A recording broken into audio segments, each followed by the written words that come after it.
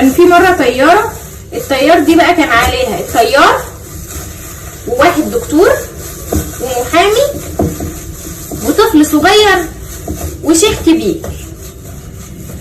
فبعدين الطياره المحرك بتاعها حصل فيه عطل، فالطياره بدات ان هي تقع.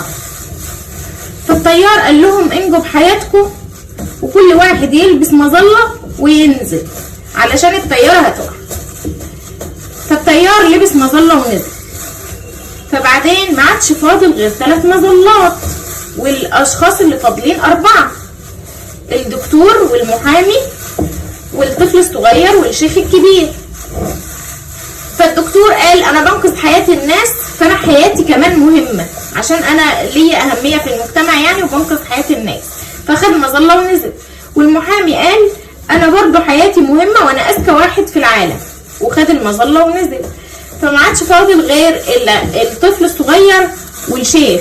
فالشيخ قال له بص يا ابني انا عشت حياتي وخلاص وشفت في الحياة كتير وخلاص وكفايه عليا قوي كده، انت لسه الحياه قدامك، فخد انت المظله وانزل. فقام قايل له ما تخافش، احنا كده احنا الاثنين هناخد مظلات. قام قايل له ازاي؟ قام قايل له ما هو اذكى واحد في العالم خد المظله، خد الشنطه بتاعتي على انها المظله. على فكره عايزه اقول لكم على حاجه، اللي بيفكر نفسه اذكى واحد ده بيبقى اغبى واحد، ودي حقيقه فعلا.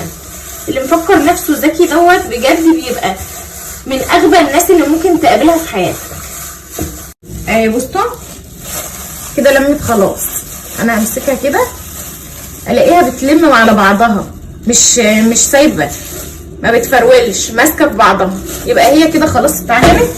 هحطها ربع ساعه بس في التلاجة وبعدين نصبعها.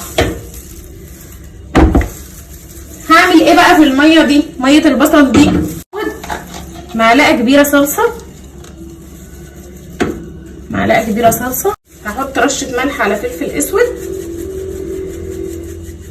عشان بس البصل ما يعملش ريحه. هنجيب الصينيه بتاعتنا الحلوه دي نحط فيها شويه ميه مغليين، وبعدين هنعمل ايه؟ وهنحطها كده. طب انا ما عنديش الشوايه، اعمل ايه؟ هحطها في الصينيه على طول من غير ميه ومن غير اي حاجه. هدهن دهن الزيت واقوم حطها في الصينيه.